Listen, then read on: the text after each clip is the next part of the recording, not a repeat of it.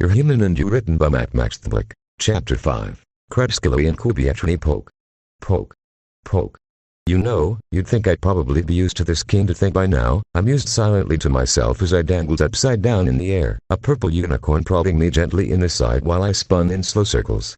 Her violet eyes studied me curiously, her head tilted to the side in a cute manner as she watched me spin. Poke. Poke. Poke. Nearby, a light blue Pegasus hovered in the air, her wings flapping lazily.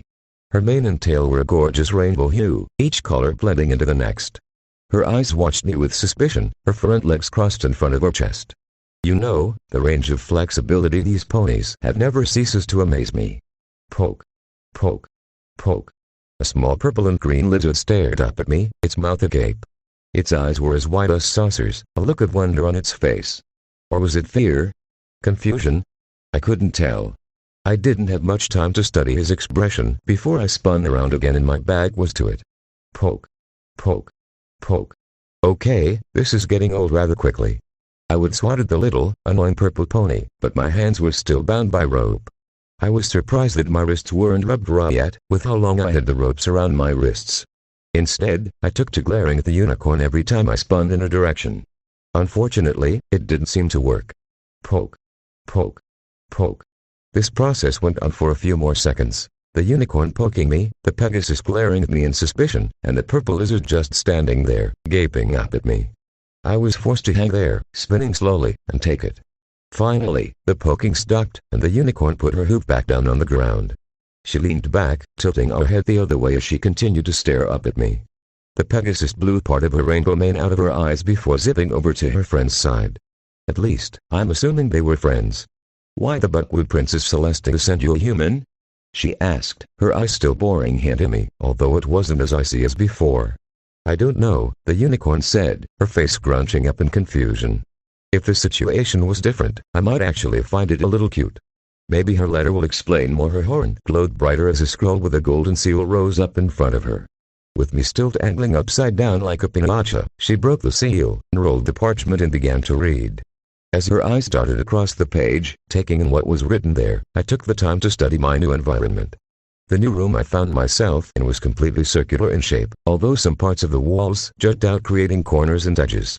The walls, ceiling, and floor were all made out of wood. Some parts of the walls had what appeared to be bookshelves carved out of them. There were also regular bookshelves placed in one part of the room. Hundreds of books filled every nook and cranny. It reminded me of a library. A staircase ran along the wall, heading up to a second-floor balcony that had more bookshelves carved into the walls. There were also doors positioned all along the balcony as well, indicating that there were more rooms that were hidden from view. Another staircase ascended further up, meaning that there were even more floors above what I could see. The place looked weird, almost like the entire structure was carved out of the same piece of wood. As I spun around again, I caught sight of a tree branch outside of one of the windows. Only, it wasn't pointing towards the window, but away from it. It was almost as if my eyes widened as realization finally hit me. I glanced around quickly again, confirming my suspicions. This entire place is inside of the tree.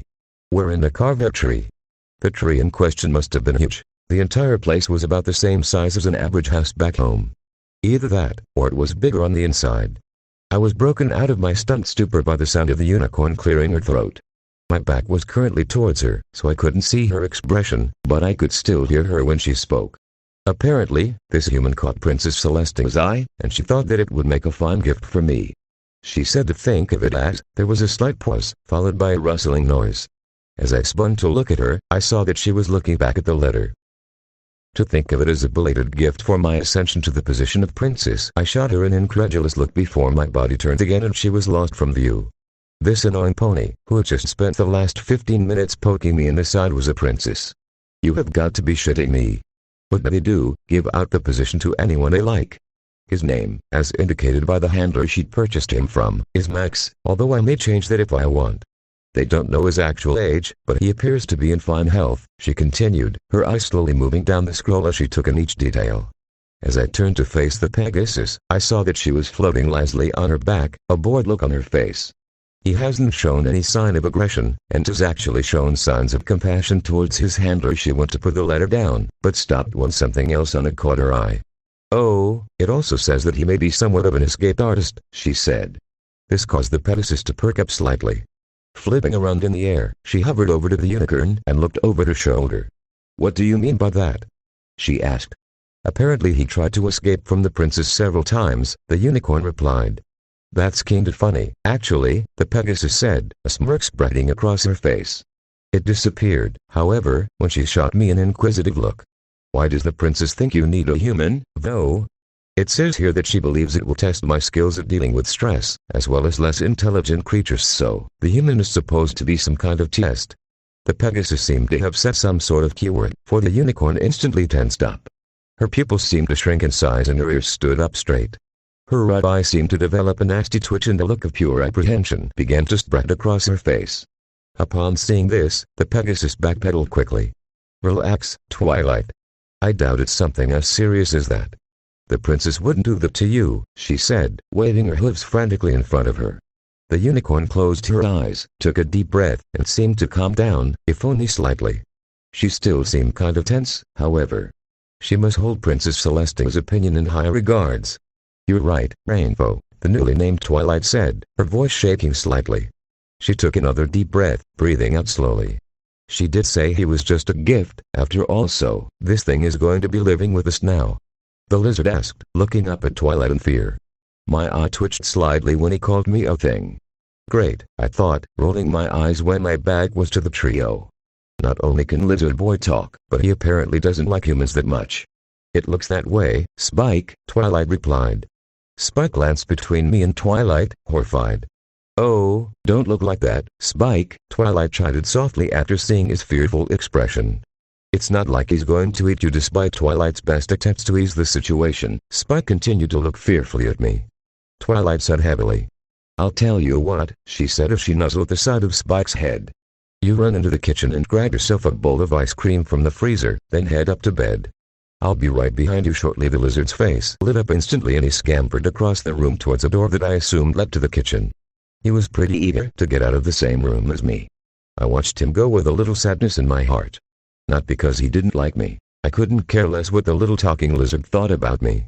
No, it was the nuzzle that Twilight had given to him before he left. It had reminded me of the way Sunny had nuzzled my head back at the palace. It had only been a couple of hours ago, but it felt like a lifetime right now. Spike emerged from the other room, a small bowl clasped in his claws. Quickly hurrying up the stairs, he shot one last glance down at me. I rotated enough to look him directly in the eye before he disappeared from view. All I could see in his eyes was fear. Well, at least I won't have to worry about him, I mused, slowly turning so my back was once more towards the stairs. If he was scared of me, it was likely that he would try to avoid me as much as possible.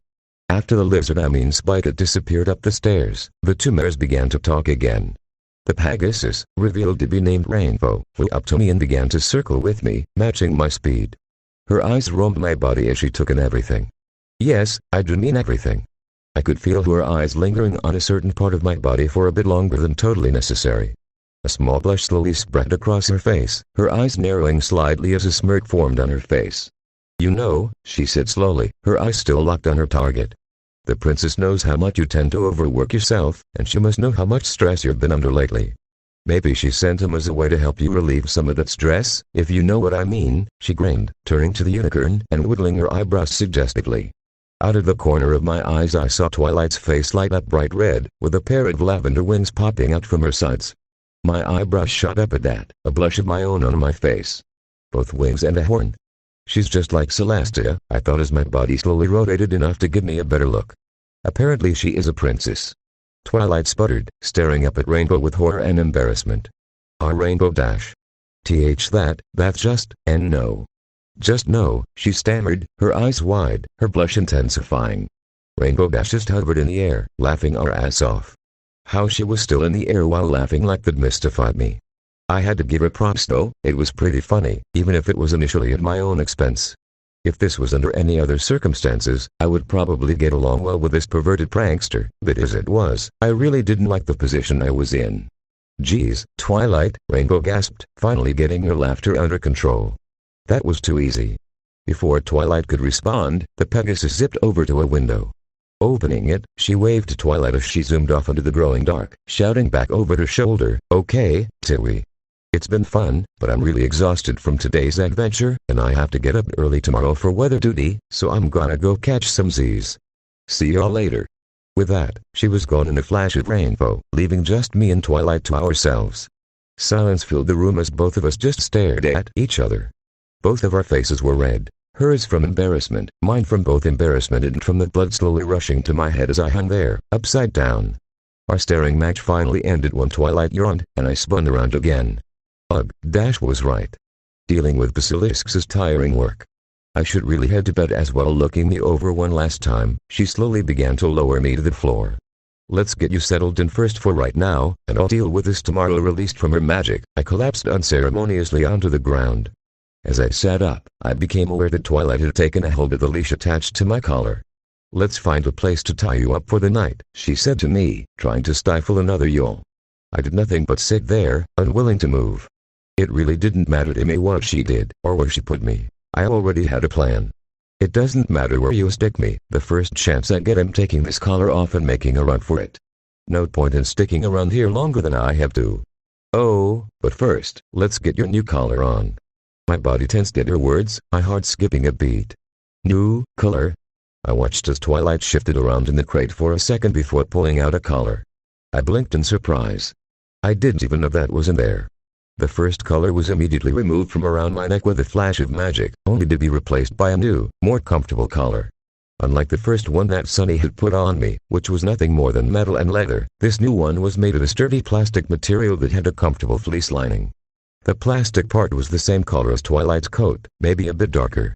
It had a golden tag attached to it, but I couldn't read what was etched onto the surface. I didn't really care, however. A collar's a collar either way. Once Twilight went to bed, it was coming off and I was running for it. Twilight latched the leash onto the new collar and smiled, satisfied with her work. There, that looks lovely, she said as she began to lead me towards one of the nearby doors.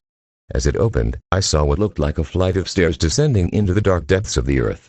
Great, she's shoving me into the basement, I thought, trying to suppress a snort of annoyance. We headed down the steps and I found myself in another circular room, this one filled with odd machines, boxes of books and papers, and other odd knickknacks. A tarp covered something large along the far wall, dust slowly collecting on the blue surface. There were no windows down here. The only light was coming from a flickering bulb hanging from the center of the ceiling. There was what appeared to be a closet carved into the wall, filled with various cleaning supplies. The whole place felt cramped. Leading me to a clearing on the floor, Twilight hooked my leash onto the wall. Pulling some dusty blankets out of a nearby box, she shook them out before arranging them on the floor near me. I sneezed several times as the dust cloud floated in front of me. When she finished, she turned to look at me. Her eyes fell upon my bound hands and a small frown flashed across her face. Screwing up her face in concentration, her horn began to glow brightly. There was a flash of light, and the ropes around my wrists fell to the floor. I just stared down at my now free arms, flexing my fingers. They had been bound since I was first picked up in the desert. They had been on so long that it now felt weird to finally have my arms free again. Satisfied with her work, Twilight headed back up the stairs, talking to herself as she walked. That should be good enough for now. We'll take care of everything else tomorrow. Yawning, she reached the top of the stairs, turned off the light, and closed the door behind her as she left, plunging me into total darkness. I stood there, rubbing my wrists, unable to see. Much to my discomfort, it seemed my wrists didn't get away unscathed. They were sore and felt raw. Pain flared up whenever my hand ran over a particularly tender spot. I continued to massage my wrists as I waited there in the dark for my eyes to adjust. I'll give them a little bit to fall asleep before I make my escape. After waiting for what felt like 20 minutes, I finally moved. Reaching up to my neck, I gingerly felt around the collar, searching for the latch. My fingers found nothing but smooth plastic. There was no latch anywhere on the collar. I ran my hands all along the collar for a second and third time, searching for some way to remove it. There was nothing there. How the hell did she get it on me? I thought as I tugged fruitlessly at the collar. It was too small to slip up over my head, and there was no buckle to unclasp. I'm beginning to hate magic. I snarled in disgust, pulling on the collar with all my might. It didn't budge and all I managed to do was dig the plastic into the back of my neck. Giving up on getting the collar off, I instead turned my attention to the leash. Running my hand around the collar again, I found where the leash and the collar met. Fiddling around with my fingers, I attempted to remove the leash from the collar itself. However, there was nothing there for me to play with. The leash appeared to be magically connected to the collar. Groaning, I then moved my hand up the leash, following the rope to where it was attached to the wall. If the collar wouldn't come off, and the leash couldn't be removed from the collar, then I would just have to take it all with me. My hand eventually hit the wall and I froze. This can't be happening. The leash seemed to blend flawlessly into the wall of the basement. There was no latch, nail or screw it was attached to. Hell, there wasn't even a knot to untie. It was like the leash was originally part of the wall itself. This can't be happening. Panic began to grip me as I realized with a sinking feeling that I was stuck. There was no way for me to get free. If I couldn't get the collar or leash off, there was no way that I could make an escape. I was now stuck here, in this basement, inside of this bloody tree, with a goddamn talking pony. There was no way I was leaving without Twilight's help. I groaned and slammed my back against the wall. Sliding to the floor, I rested my head on my knees, wrapping my arms around my legs.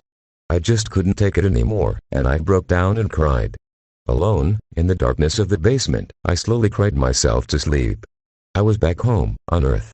I was back home, safe and sound in my house. No ponies or collars or leashes or cages or magic. Everything was as it should be, normal and mundane. I was happy. I was content. Surrounded by my friends and family in my basement, I smiled and laughed as we told jokes and stories to each other.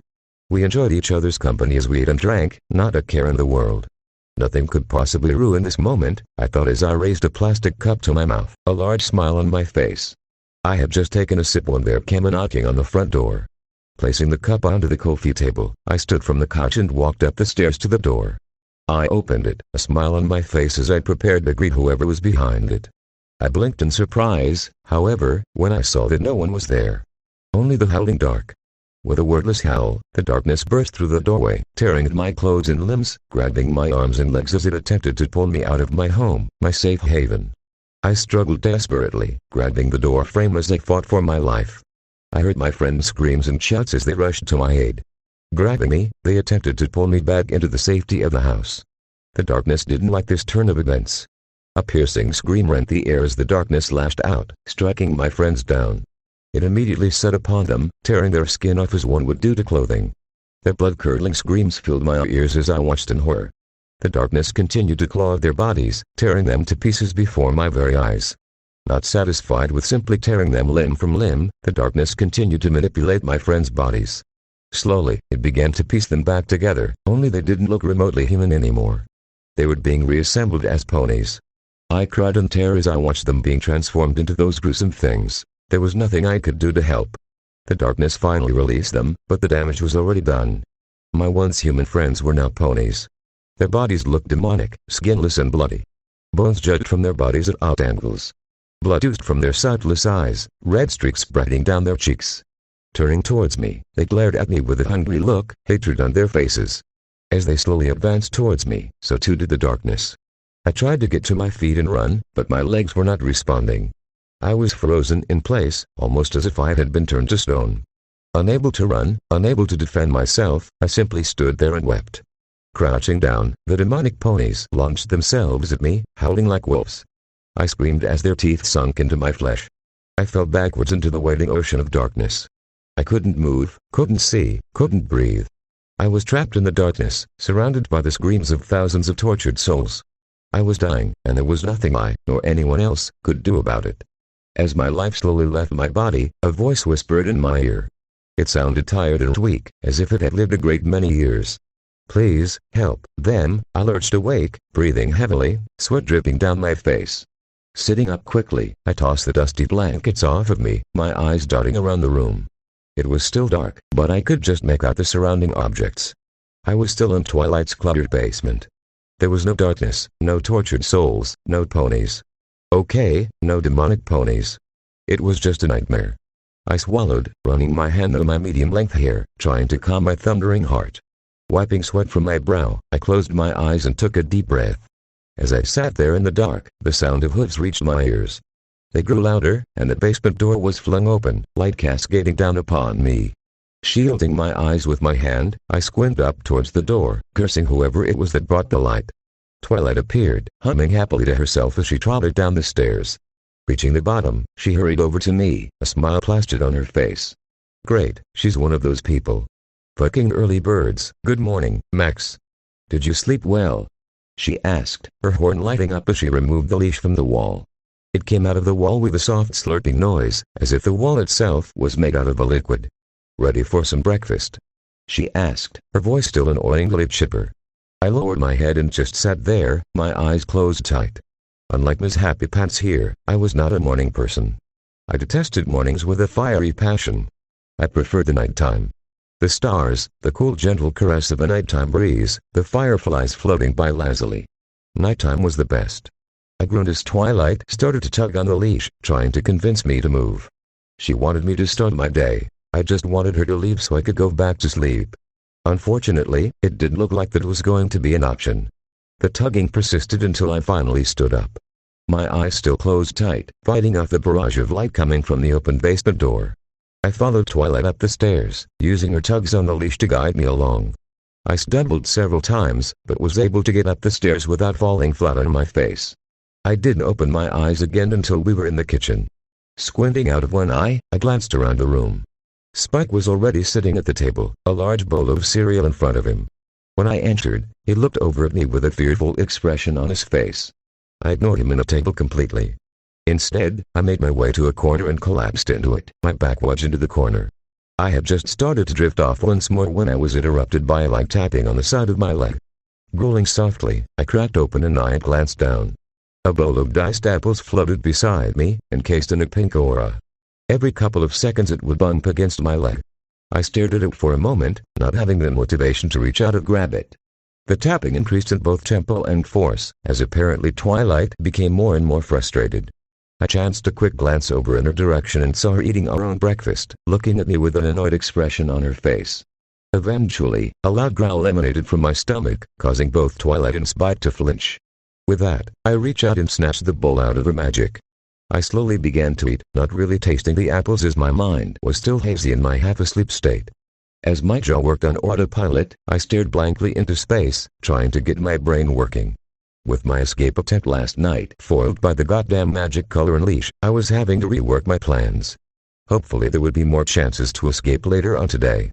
I froze, a piece of apple halfway to my mouth, my face scrunched up slightly in confusion. Why the hell am I so hell-bent on escaping? Shouldn't I be working on showing them I'm intelligent? Because, whispered the voice in the back of my head, you don't know what they'd do to you if they found out what you are. They might just deem it in everyone's best interest to have you killed. Please, I thought, popping another slice of apple into my mouth. If the government got a hold of something unknown, especially a possible alien, they would do everything in their power to protect and study it. They would want to keep it alive. If I offer to help them, they'll probably help me as well. That's how it works. Maybe back home, the voice countered. But in case you haven't noticed yet, we aren't exactly on Earth anymore. We don't know what these ponies do to the unknown. They seem fairly nice, I argued weakly, chewing slowly. This seemed to make the voice laugh. Remember those 2 weeks of hell? I sat there, chewing my food as I silently argued with myself. The more I tried to push for revealing myself, the more my inner voice countered. When it finally mentioned that the best way they could possibly study me efficiently was via a lobotomy, I decided that I should probably play stupid a little while longer. As I continued eating, I became dimly aware of Twilight talking to Spike. So, I was thinking about taking him around and showing him to our friends. Dash has already seen him, but the others left before he arrived. Do you think that's a good idea? Spike asked, shoving a spoonful of cereal into his mouth. You don't know how he's going to act in public. He might freak out around every pony nonsense, Spike, Twilight said, waving a hoop in the air. The princess wouldn't have sent him to me if he was dangerous, all right, Spike grumbled, shooting me a quick glance. He swallowed his mouthful of food as he continued to stare at me. I just ignored him. But I don't have to come, do I? You don't have to if you don't want to, Twilight said, nuzzling the lizard, a wing draped over his shoulder. He visibly relaxed and breathed a sigh of relief. Thanks, Tilly. I don't want to be around it more than I have to. I flinched slightly, stopping mid-bite to glare at the lizard. I'm not in it or a thing.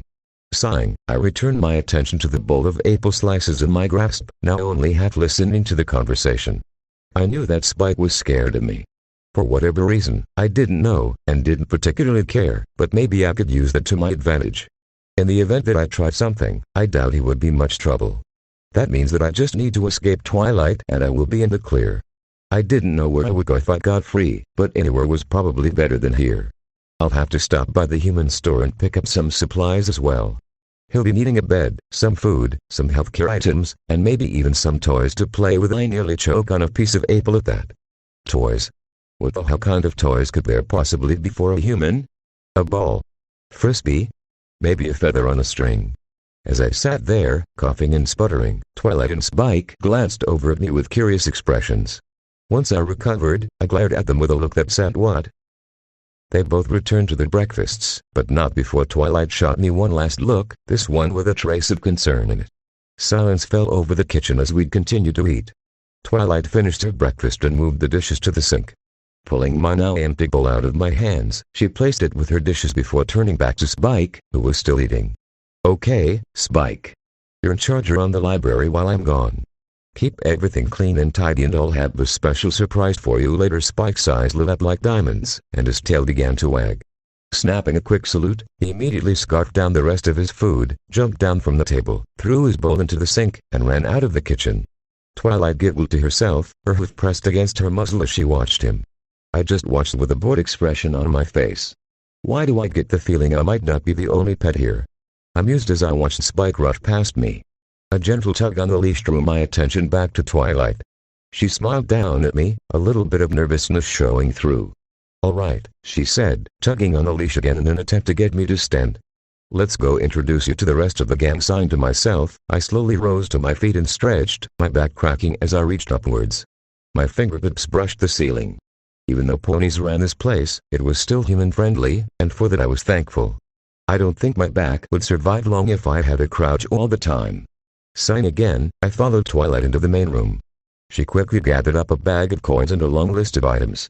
Depositing both into what looked like a pair of saddlebags, she strapped said bags across her back and headed for the door. A tug on the leash prompted me to follow after her. Glancing back behind me, I spied a clock hanging on the far wall. The face informed me that it was only 7:30 in the morning. I closed my eyes and groaned softly. I hated mornings. I could already tell this was going to be